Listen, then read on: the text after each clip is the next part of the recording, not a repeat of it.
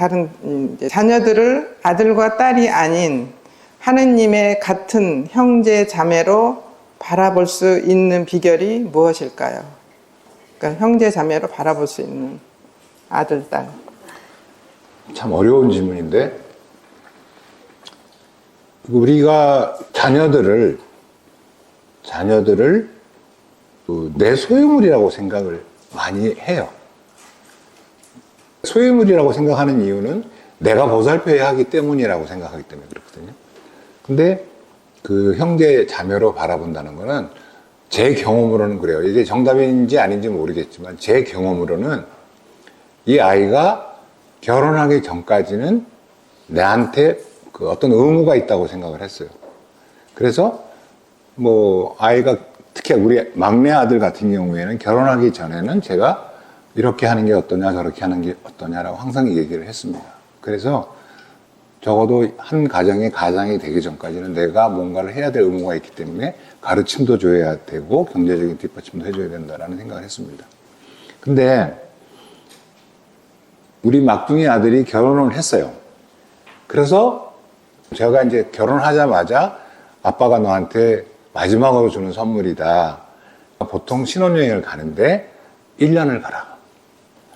그래서 뭐 인생 살다 보면 1년 조금 늦게 사는 거 아무것도 아니니까 1년 동안 신혼여행을 보내준다.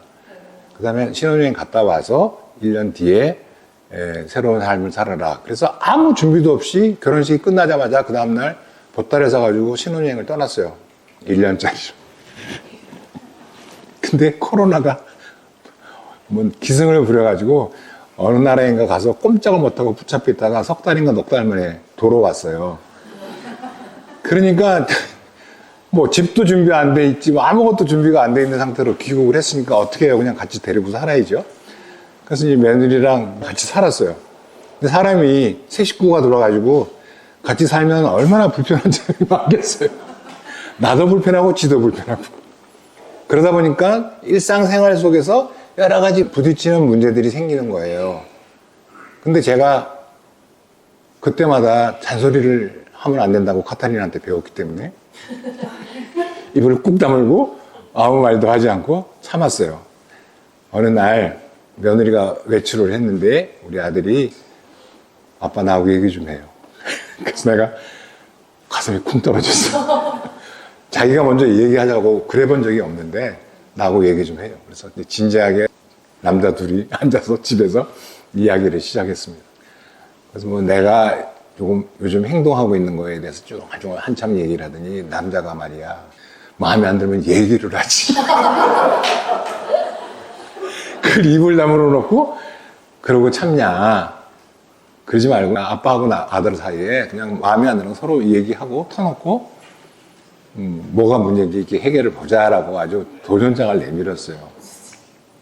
근데 제가 그날 뭐라고 그랬냐면 그렇게 얘기했습니다. 그러면 우리 싸우잖아.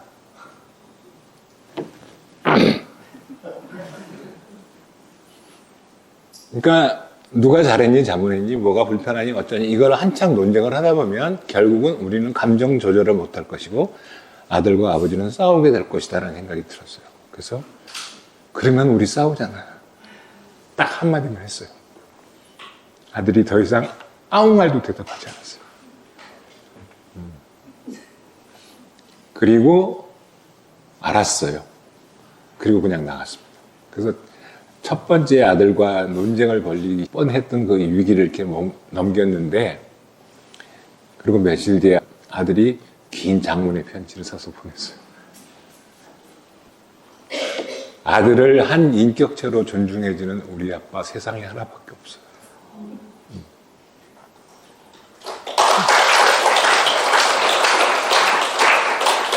그래서 이 질문에 대한 대답은 이렇게 하고 싶어요.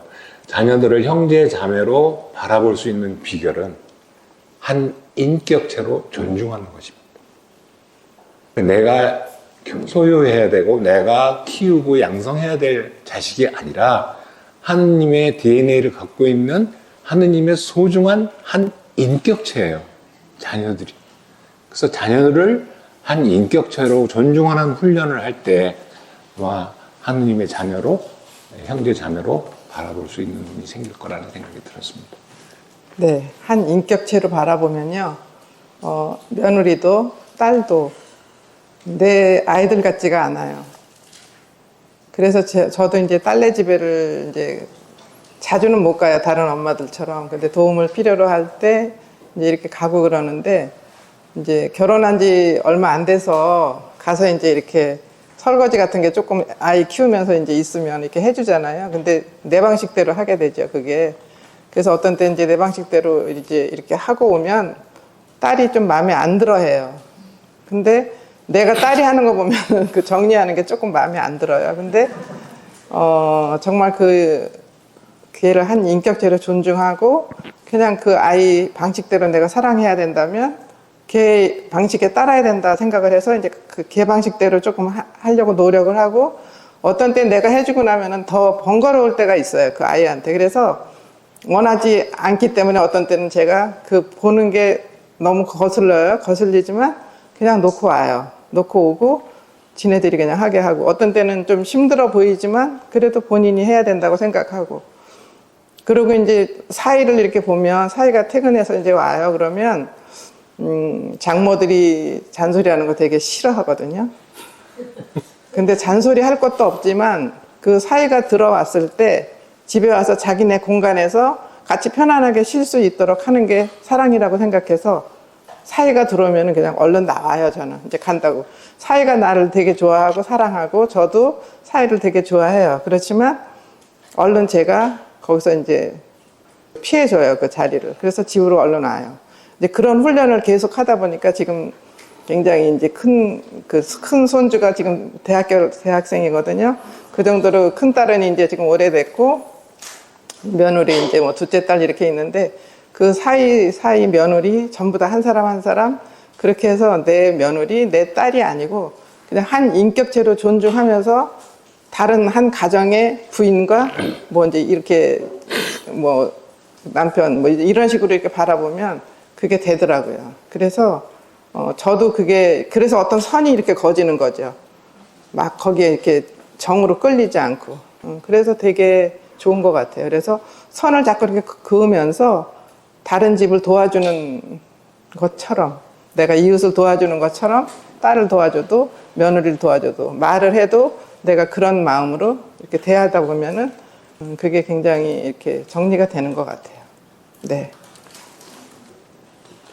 지금 드는 생각인데 아까 신부님께서 이렇게 우리한테 강의해 주셨을 때 맨 마지막에 요점을 보컬라레와의 그 관계를 계속 유지해야 된다라는 이렇게 말씀을 해주셨잖아요. 저는 그 말씀을 들으면서 참 너무나 좋은 요점을 우리한테 알려주셨다라는 생각이 드는데 사실 요즘 솔직히 말씀을 드리면 요즘 사업회를 떠나는 사람들이 좀 가끔 있어요. 오랫동안 이상을 살다가 사업회를 떠나는 사람들이 있는데 그런 사람들을 볼 때 사실 마음이 되게 아프죠. 그러니까 뭐 한 사람이 이 우리의 깨알아의 자녀로 이렇게 구성원으로 되기까지는 그 누군가 정말 많은 희생과 노력을 치러서 우리의 가족이 됐는데 나의 형제들 싫어하고 그러고 떠나는 사람이 생길 때 사실은 굉장히 마음이 아프거든요. 근데 물론 뭐 본인의 결정이기 때문에 우리가 어떤 강요를 할 수는 없지만 제가 그런 일이 있을 때 가끔 어떤 생각을 떠올리냐면 저는 복이 많아서 우리 사돈 댁이 다 우리 회원들이에요. 그러니까 며느리의 엄마, 그러니까 거기도 며느리 엄마도 굉장히 열심히 한 여자 소선자고 그다음에 우리 뭐 사위의 아버지, 엄마 다 소선자이고 그래서 이 아이들이 아주 어렸을 때부터 우리 이상 속에서 성장했어요.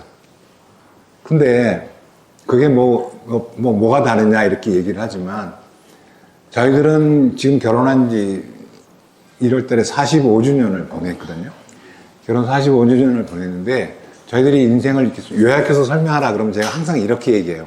10년 동안 싸우고 그러니까 신혼여행 가서부터 시작한 싸움이 10년 동안 싸웠고 그 다음에 20년 동안 정말 어떻게 하면 행복하게 살 수 있을까 정말 처절하게 그 방법을 갈증 속에서 이렇게 찾아 헤맸고 방법을 찾았어요. 그리고 이제 그리고 나서 지금 15년, 20년이 돼가면서 신혼 때보다도 더 재미있게 살아요. 그래서 사람들이 우리가 사는 걸 보면서 되게 부러워하고 우리처럼 살고 싶다는 사람들이 굉장히 많아졌기 때문에 우리 부부는 사실 이런 목표를 갖고 살거든요. 이 세상에 한 가정이라도 더 행복한 가정이 태어나도록 우리가 할 수 있는 무엇이든지 하자. 이게 우리 삶의 목표예요, 사실은. 그래서 그런 목표로 이렇게 살아왔는데 행복해지는 가정이 많아지는 걸 보면서 굉장히 보람도 있고 이렇게 살거든요. 근데 우리가 처음에 결혼해서 10년 동안 싸웠던 이 정말 아픈 그 시기를 우리 아이들은 치르지를 않아요. 그러니까 이 아이들이 어렸을 때부터 우리 영상 속에서 이렇게 잘 성장했기 때문에 이게 몸에 배어 있는 거예요. 예를 들면 우리 아들도 뭐 4년 때부터 컸고 우리 며느리도 마찬가지고. 근데 얘네들이 연애를 할 때 우리 아이들은 항상 연애를 하면 데이트를 끝내고 집에 와서 보고서를 내듯이 오늘은 누구를 어디서 뭘 만났고 뭘 먹었고 다 알려주거든요. 근데 한동안 얘기를 안 해주는 거예요. 그래서 얘놈들이 분명히 티각거리는구나 라고 짐작을 했는데 나중에 이제 며느리감이 이제 그 면접 시험을 보러 왔어요. 그래서 내가 우리 아들이 골라온 사람이니까 내가 무조건 오케이를 하지만 그래도 어른이니까 당부를 하나 하고 싶다. 그래서 너희들이 지금 시기에 그 둘이서 이렇게 서로 다른 점을 잘 알아보고 어떻게 조절해서 살아야 될지 미리 하지 않으면 결혼하고 나서 많이 싸울 거다. 그랬더니 아들 며느리가 같이 막 큰 소리를 내며 웃으면서 아빠 엄마 10년 산 거 우리 다 알아. 그런데 자기들도 같이 연애를 해보니까 뭐 한 6년을 연애를 했으니까 샅샅이 그 다른 점이 이렇게 많이 드러나더라. 근데 이거를 다 그 조절을 하고 산다. 그래서 예를 들면 이라고 얘기하면서 둘이 극장을 갔는데 영화관에 가면 보통 먹을 걸 이렇게 싸들고 콘 뭐 이런 거 음료수 이런 걸 싸들고 이렇게 들어가잖아요. 근데 보통 화장실을 또 가야 된대요. 영화가 2시간 뭐 이렇게 될 때. 그래서 이걸 이제 먹을 걸 싸들고 화장실을 들어가느냐, 어떻게 먹을 걸 들고 화장실을 들어가느냐, 둘이서 의견이 차이가 생긴 거예요. 그러니까 이제 아니 뚜껑 덮었는데 그리고 요즘 화장실이 뭐 재래식도 아니고 그러니까 문제가 없지 않느냐. 그러니까 이게 이제 개념에서 이제 차이가 난 거예요. 먹을 걸 들고 화장실에 어떻게 들어갈 수 있느냐, 안 된다. 그래갖고 둘이서 이제 티가닥 이제 뭐 저기를 했대. 그래서 둘이서 뭐 6시간인가 토론을 했다. 그 문제를 가지고. 그래서 합의를 받고, 그래서 내가 너무 궁금했어요. 그래서, 그럼 어떻게 하기로 했어? 그랬더니, 한 사람이 먹을 걸 들고 밖에서 기다리자. 그리고 한 사람이 갔다 나오면 또 한 사람이 갔다 오고, 그래서 그거를 찾아내는데 6시간이 걸려요. 그래서 자기들이 이런 식으로 해서 하나씩 문제를 해결을 했고 찾아냈다. 근데 이래서 우리는 그래도 적어도 엄마 아빠만큼은 안 싸울 거예요 라고 얘기를 했어요. 근데 이번에 추석 때 와가지고 참 어른이 됐구나라는 생각이 들었어요. 그러니까 자기들이 결혼하기 전과 결혼하고 나서 이 세상을 바라보는 관점이 어떻게 바뀌었는지 이런 걸 얘기하는데 저 솔직히 되게 부끄럽더라고요. 이 아이들이 정말 많이 이렇게 앞으로 나갔구나라는. 그래서 그 되풀이 하지만 우리가 뭐 아이들이 호클라레 모임을 가고 안 가고 이거야 뭐 부모님들이 억지로는 할 수 없겠지만 적어도 부모님들은 사회패 호클라레 다니면서 어떤 어려움이 생긴다 할지라도 정말 끈을 놓아서는 안 된다. 그러니까 이 끈이 매달려 있지 않으면 수액이 끊어지기 때문에 무슨 일이 있더라도 여러분들은 그 연결되어 있도록 노력했으면 좋겠다라는 얘기를 하고 싶습니다. 그래서